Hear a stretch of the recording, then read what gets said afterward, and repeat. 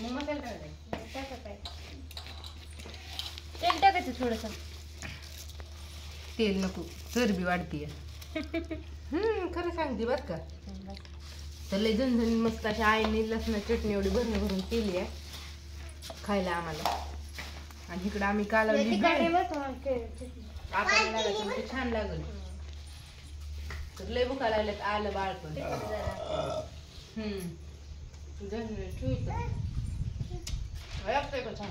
आणि तिकडे मिठाचा प्रोग्राम करवायचा म्हणल्या. मुलगी खात नाही, मुलगी तिखटाचं खात नाही म्हणून मिठाचं. तरी आले भुका लागल्या होत्या.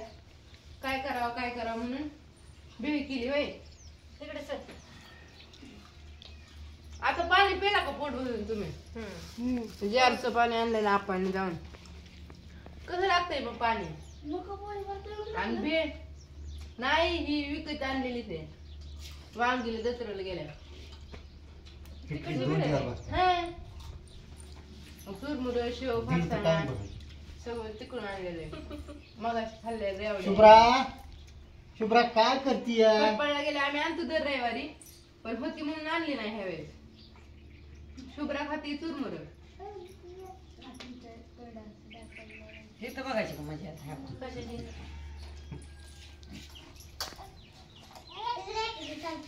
ती बघ की बाळाचं काय चाललंय. तुला दिले. हा तुला दिले. तुला दिले.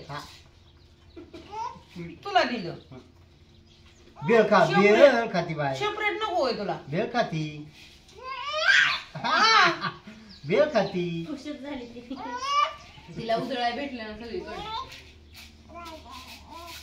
सांगायचं नाही. सांगते तिला लय आवडतं कालवाय. तिला कान मांडे जमतो बाय. ती जसं या. तर या तुम्ही सगळेजण पण मस्त अशी भेळ खायला. आणि रेशमाताईची वाट बघून बघून कालवली भेळ येईनात त्या काय होय. मी सकाळी चालली, संध्याकाळी यायची होती. हे म्हणले दिवसभर काम करायचं, संध्याकाळी घरी जायचं, तुला 8 वाजता घ्यायचं, परत इकडे यायचं, तुला सोडतो आणि काम वाजवतो म्हणजे संध्याकाळी कधी बी यायला. आणि रेशमाताईला फोन केलता, भाऊ काय नव्हतं घरी आणि त्या म्हणल्या संध्याकाळी येते मग आहे का नाही. मग फोन केलता तर येते त्या पण थोड्या. त्यांची वाट बघून तिला इचकटाय पाहिजे.